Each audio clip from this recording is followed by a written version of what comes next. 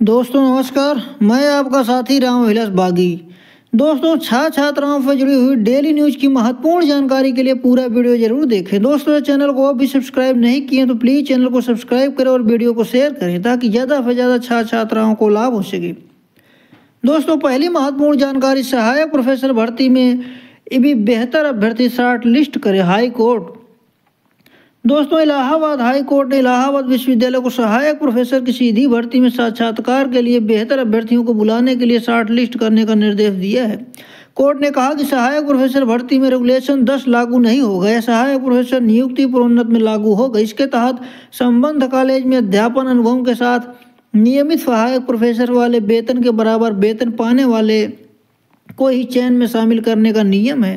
इस निर्णय को बढ़ा के गेस्ट फैकल्टी के रूप में पढ़ा रहे शिक्षकों को बड़ी राहत माना जा रहा है। सीधी भर्ती में नियमित रूप से पढ़ाने वाले शिक्षकों को ही लाभ नहीं मिलेगा। कोर्ट ने कहा कि सहायक प्रोफेसर की सीधी भर्ती में शैक्षिक योग्यता मानक के अनुरूप अध्यापन अनुभव केवल बेहतर अभ्यर्थियों को साक्षात्कार में बुलाने के लिए शॉर्टलिस्ट किए जाने के लिए चयनित अध्यापकों के बारे में कोर्ट ने कहा है। क्योंकि वे याचिका में पक्षकार नहीं है, इसलिए उनकी शॉर्ट लिस्टिंग में मानक का पालन हुआ या नहीं इस समय नहीं देखा जाएगा। कोर्ट ने रेगुलेशन की वैधता को चुनौती याचिका को निस्तारित करते हुए यह व्याख्या दी है। साफ कहा कि यह रेगुलेशन सहायक प्रोफेसर भर्ती में लागू नहीं होगा, इसलिए अभ्यर्थियों को क्लास 7 टेबल 3A के अनुसार शॉर्ट लिस्टिंग की जाए। यह आदेश न्यायमूर्ति अश्विनी कुमार मिश्र तथा न्यायमूर्ति आशुतोष श्रीवास्तव की खंडपीठ ने गीतांजलि तिवारी पांडे व कई अन्य अपीलों पर पुनर्विचार अर्जी तय करते हुए दिया है। याची की तरफ से अधिवक्ता आलोक कुमार यादव ने बहस की। इलाहाबाद विश्वविद्यालय ने सहायक प्रोफेसर नियुक्ति के लिए 28 नवंबर 2022 को विज्ञापन निकाला। याची ने संस्कृत विषय में आवेदन दिया। शैक्षिक अनुभव के उसे 10 अंक मिलने चाहिए कि उन साक्षात्कार के लिए नहीं बुलाया गया। गठित चयन समिति ने रेगुलेशन 10 के तहत नियुक्ति का मानक निर्धारित कर और शॉर्टलिस्ट करने के बाद साक्षात्कार लिया। नियमित सहायक प्रोफेसर के वेतन के बराबर वेतन पाने वाले टीचिंग अनुभव वालों को शॉर्टलिस्ट किया गया। इसे कोर्ट ने सही नहीं माना। कहा यह रेगुलेशन इस भर्ती में लागू नहीं होगा। गेस्ट फैकल्टी टीचर आदि के अध्यापन अनुभव को अंक देकर शॉर्टलिस्ट की व्यवस्था केवल बेहतर अभ्यर्थियों के साक्षात्कार के लिए अपनाई जानी है। यूजीसी के मानक के अनुसार पद पर नियुक्ति की योग्यता रखने वालों को शॉर्ट लिस्ट करना चाहिए। दोस्तों अगली जानकारी, नई नियमावली के तहत होगी लाइब्रेरियन के पदों पर भर्ती। प्रदेश में अशासकीय सहायता प्राप्त महाविद्यालयों और राजकीय महाविद्यालयों में नई सेवा नियमावली के तहत लाइब्रेरियन के पदों पर भर्ती की जाएगी। इसके लिए शासन स्तर पर 2 अलग अलग नियमावली तैयार किए जाने की प्रक्रिया शुरू कर दी गई है।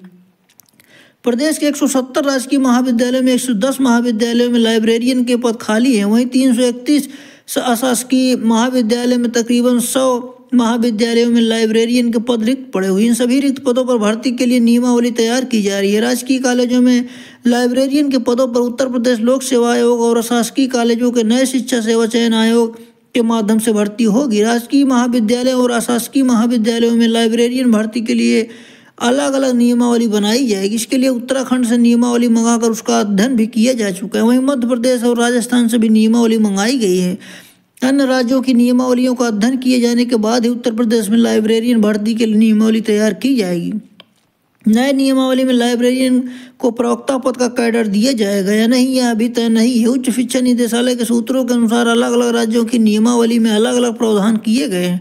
उदाहरण के तौर पर उत्तराखंड में प्रवक्ता और लाइब्रेरियन के पद अलग अलग है। सूत्रों का कहना है कि नियमावली तैयार कर रही समिति को सुझाव दिए गए हैं कि दोनों पदों को अलग अलग रखा जाए।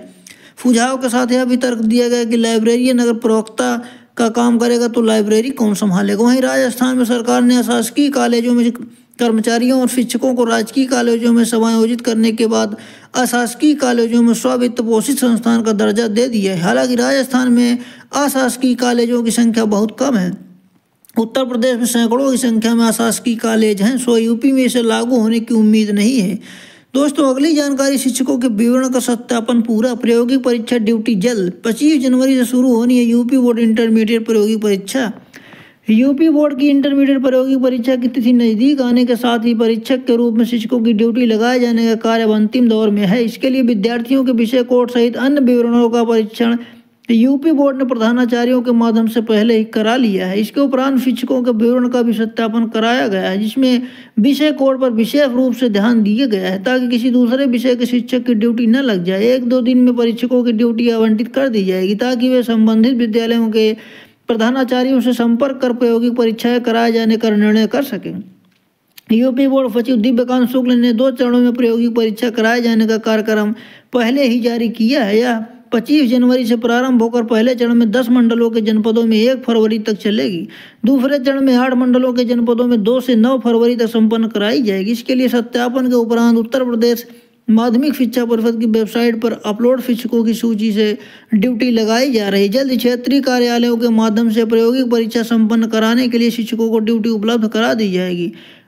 प्रायोगिक परीक्षा सीसीटीवी की निगरानी में कराई जाएगी ताकि किसी तरह गड़बड़ी की गुंजाइश न रहे। परीक्षक की ड्यूटी की सूचना संबंधित विद्यालयों के प्रधानाचार्यों को उपलब्ध कराई जाएगी। परीक्षक और प्रधानाचार्य संपर्क कर परीक्षा के लिए तिथि निर्धारित कर सकेंगे और तय तिथि पर संबंधित परीक्षार्थियों को सूचित कर परीक्षा के आयोजन का प्रबंध प्रधानाचार्य करेंगे। दोस्तों, अगली महत्वपूर्ण जानकारी, अवकाश चयन व प्रोन्नत वेतनमान में विलंब से शिक्षक नाराज। राजकीय माध्यमिक महाविद्यालयों के शिक्षिकाएं प्रधानाचार्य की समस्याएं आदेश व शासनादेश जारी होने के बावजूद निस्तारित नहीं हो रही हैं। अवकाश एवं चयन प्रोन्नत वेतनमान स्वीकृति की ऑनलाइन कार्रवाई के निस्तारण में संबंधित कार्यालयों की जवाबदेही तय न होने से देरी हो रही है। एलटी प्रवक्ता, अधीनस्थ राजपत्रित समूह खा एवं समूह खा उच्चतर का पदोन्नत कोटा शासनादेश के क्रम में अपूर्ण है। इतना ही नहीं, एलटी महिला पुरुष उत्तराखंड के स्थानांतरित प्रवक्ता महिला पुरुष एवं अधीनस्थ राजपत्रित समूह खा की वरिष्ठता निर्धारित लंबित है। इसके साथ ही कुछ और समस्याओं के साथ मुख्यमंत्री को पत्र भेजकर समाधान की मांग की गई है।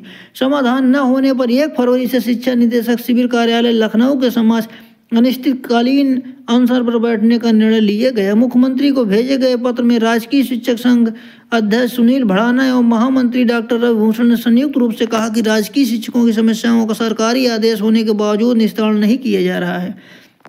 दोस्तों, अगली जानकारी, आलोक मेहता नए शिक्षा मंत्री। बिहार सरकार ने शनिवार को देर रात राज्य मंत्रिमंडल में बड़ा फेरबदल किया है। 2 कैबिनेट मंत्रियों के विभाग बदल दिए गए हैं, जबकि 1 मंत्री के अतिक्रमण विभाग अतिरिक्त प्रभार दिया गया है। रामचरितमानस पर टिप्पणी को लेकर विवादों में रहने वाले डॉक्टर चंद्रशेखर को शिक्षा मंत्री पद से छुट्टी कर दी गई है। नीतीश सरकार ने अब तक भूमि एवं राजस्व विभाग संचालक आलोक कुमार मेहता राज्य के नए शिक्षा मंत्री बनाए गए हैं। चंद्रशेखर को गन्ना उद्योग मंत्री बनाया गया है। मुख्यमंत्री नीतीश कुमार की सलाह पर राज्यपाल राजेंद्र विश्वनाथ आलेंकर ने इस पर सहमति दी है। इसके लिए मंत्रिमंडल विभाग की अधिसूचना जारी कर दी गई। कैबिनेट द्वारा शनिवार को देर रात जारी अधिसूचना के मुताबिक राज्य मंत्रिमंडल में कुल 3 फेरबदल किए गए हैं। ललित कुमार यादव को लोक स्वास्थ्य एवं अभियंत्रण विभाग के अलावा राजस्व एवं भूमि सुधार विभाग का प्रभार दिया गया है।